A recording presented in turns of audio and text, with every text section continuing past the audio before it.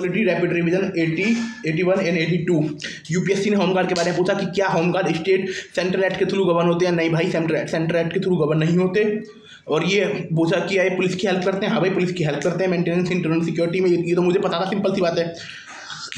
और जो ये पूछा कि क्या ये कुछ राज्यों ने इन्फिल्ट्रेशन और international border and coastal area को गवर्न करने के लिए border wing of home guard battalion का बनाए ये। हाँ, गलती मैंने ये कर दी। सम स्टेट, ठीक है, चलो ठीक है। अब यूपीएससी ने ये पूछा था, विच ऑफ 1983 में पूछा, which one of the following is not a piece of social legislation, the maintenance of internal security. ये सोशल लेजिस्लेशन का पीस नहीं है। फिर यूपीएससी ने हमसे प्रिजन के बारे में पूछा, क्या प्रिजन कि जो प्रिजन है वो स्टेट गवर्नमेंट गवर्न करती हैं डे टू डे एडमिनिस्ट्रेशन के लिए, और जो प्रिजन गवर्न होती है वो 1894 के एक्ट के थ्रू गवर्न होती है, प्रिजन एक्ट के थ्रू। और इसमें बोल रखा था कि प्रिजन एक प्रोविंशियल सब्जेक्ट है। फिर होमगार्ड सेंट्रल लॉ नहीं बनाता, ये स्टेट के लॉ के थ्रू बनते हैं, पुलिस की हेल्प करते हैं। कुछ राज्यों ने होमगार्ड विंग बनाई है, राजस्थान, गुजरात एंड पंजाब ने, है ना। अब एसपीजी बनी थी बीरबलनाथ कमेटी के रिकमेंडेशन पर। प्राइम मिनिस्टर को सिक्योरिटी देती है, फॉरवर्ड प्राइम मिनिस्टर को सिक्योरिटी देती है, और जो उनके इमीडिएट फैमिली मेंबर है उनको सिक्योरिटी देती है। 1985 में बनी थी, 1988 में इसका एक्ट आया, है ना। ये भाई ये पीएम को हर जगह सिक्योरिटी देती है, डोमेस्टिक एंड इंटरनेशनल भी, personal security, residence security, office security, mobile security, हर जगह सिक्योरिटी, है ना। और इसका ऑर्गेनाइजेशन इसे हेड करते, जो इसके डायरेक्टर होते हैं वो दिल्ली पुलिस नहीं, आईपीएस से आते हैं। और इसमें स्टेट पुलिस के लोग भी आते हैं, सीआरपीएफ के लोग आते हैं, आर्मी के लोग आते हैं, और सेंट्रल एंड स्टेट फोर्स के लोग आते हैं, है ना। एसपीजी और ये मतलब इसके बाद हर चीज़ एक नंबर है। और जो जिस प्राइम मिनिस्टर को कुर्सी खाली करे वो 5 साल हो गए भाई, उसको अब सिक्योरिटी नहीं मिलेगी, उसको कुछ और सिक्योरिटी मिलेगी। डीआरआई ये 4 दिसंबर 1957 को बनी थी। ये एंटी स्मगलिंग एजेंसी है इंडिया की। ये central board and wildlife control, ये central board of indirect tax and custom के थ्रू आती है, मिनिस्ट्री ऑफ फाइनेंस के अंदर है। कस्टम, इसे बहुत सारे एक्ट के पावर मिलती है, वाइल्ड लाइफ प्रोटेक्शन एक्ट के पावर मिलती है। और इसे जो हेड करते हैं वो स्पेशल सेक्रेटरी होते हैं गवर्नमेंट ऑफ इंडिया के। और 1962 में ये कस्टम एक्ट के थ्रू 1962 में कस्टम एक्ट के थ्रू इन्फोर्स हुई थी। इसे ये पावर लेती है कस्टम एक्ट से मेनली। और बेसिकली और भी 50 एक्ट है, जिसमें आर्म्स एक्ट है, एनडीपीएस एक्ट है, वाइल्ड लाइफ प्रोटेक्शन एक्ट है। अब इसके डायरेक्टर जो इसे हेड करेंगे वो डायरेक्टर जनरली ये स्पेशल सेक्रेटरी रैंक के होते हैं, जो स्पेशल सेक्रेटरी रैंक के होते हैं गवर्नमेंट ऑफ इंडिया में। और जो इसके वैसे जोन होते हैं, जैसे कि हेड, जैसे मेन तो इसे ये करेंगे स्पेशल सेक्रेटरी, और जो इसके वैसे लोकल जोन होंगे उसे एडिशनल डायरेक्टर जनरल हेड करेंगे। और ये कलेक्ट करती है, बहुत सारे काम करती है। ये जो भी स्मगलिंग में किसी को पकड़ सकती है, और कुछ नारकोटिक्स को कर सकती है, कॉन्ट्रफिट करेंसी को कर सकती है, और बाकी ये सारे काम बढ़िया काम कर सकती है। एनआईए 2008 में बनी थी, एनआईए एक्ट के थ्रू। ये terrorism, insurgency and national security के लिए है। ये अपनी पावर एनआईए एक्ट से लेती है, यूएपीए एक्ट से लेती है, केमिकल वाले एक्ट से लेती है, और ये वेपन ऑफ मास डिस्ट्रक्शन वाले एक्ट से लेती है, एटॉमिक एनर्जी एक्ट से लेती है। ये ऑफेंस आउटसाइड द इंडिया जो हुए हैं उन्हें भी वो कर सकती है, उन्हें भी एग्जामिन कर सकती है। ये पुलिस से पावर ले सकती है। इसका हेडक्वार्टर दिल्ली में है, हैदराबाद, गुवाहाटी, मुंबई, कलकत्ता में इसके क्या हो गया, इसका हेडक्वार्टर दिल्ली में है, पर हैदराबाद, गुवाहाटी, मुंबई, कलकत्ता में इसकी लोकल ब्रांच है। आईपीएस ऑफिसर इसे हेड करता है। जो डायरेक्टर जनरल ऑफ पुलिस की, वो मतलब डीजीपी के रैंक का, वो इसे हेड करता है। एनआईए कोर्ट भी है, और इसने समझौता ब्लास्ट केस को वो किया था, समझौता एक्सप्रेस ब्लास्ट को वो किया था, पठानकोट एयरबेस को किया था, पुलवामा को किया था। और ये पुलिस से केस भी ले सकती है, भाई मुझे केस दे दे भाई, अब तेरा बहुत ड्रामाबाजी हो गया, ठीक है। ये जो ऑफेंस आउटसाइड द इंडिया है उन्हें भी वो कर लेती है। CISF 1969 में बनी थी, 1968 के एक्ट के थ्रू। और ये कंसल्टेंट, और ये CISF भाई ये तुम्हारा पावर में, ये फायर में भी करती है, फायर में भी इसका मामला अच्छा है। ये fire support and consultancy service भी देती है, डिजास्टर मैनेजमेंट भी करती है, डिजास्टर मैनेजमेंट भी देती है। वो क्राइसिस सिचुएशन में इसे हेड करते हैं डायरेक्टर जनरल लेवल के आईपीएस ऑफिसर, ठीक है। एविएशन में सिक्योरिटी सब कुछ काम करती है भाई ये। और ये फायर सर्विस भी करती है, in fire management in fire service in select industrial area.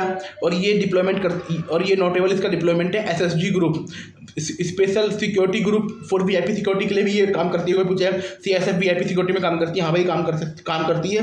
Village defence scheme launch की है, village defence guard scheme launch की है होम मिनिस्टर साहब ने अगस्त 2022 में। और ये एक जो पहले विलेज डिफेंस कमेटी थी उन्हीं की तरफ से लॉन्च की गई है। इसमें एक्स सर्विसमैन होंगे, एक्स पुलिसमैन होंगे, स्पेशल एबल्ड यूथ होंगे, ये फर्स्ट रिस्पॉन्डर होंगे in case of local disturbance. इन्हें हथियार भी मिलेंगे और तुम्हारा कम्युनिकेशन वो भी मिलेंगे। ये बढ़िया काम करेगा भाई, है ना। ये आर्म्स हैंडलिंग करेंगे, पेट्रोलिंग करेंगे, कोऑर्डिनेशन करेंगे, ये सब कुछ होंगे भाई। इनकी ट्रेनिंग भी कराई जाएगी, है ना।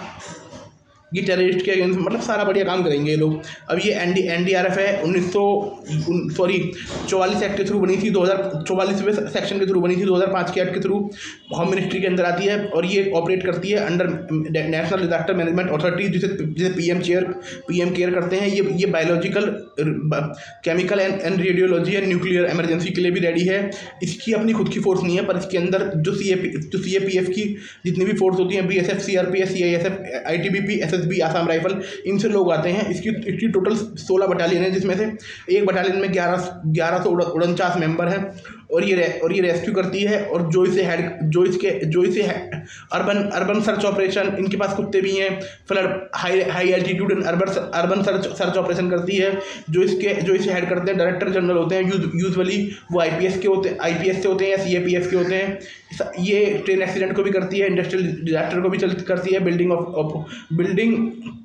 कॉलेज को भी करती है। उस साइक्लोन के नाम दे रखे हैं पहालिन, हुडहुड, फानी, अम्फान, तोकते, यास। इन साइक्लोन में इसने अच्छा काम किया था।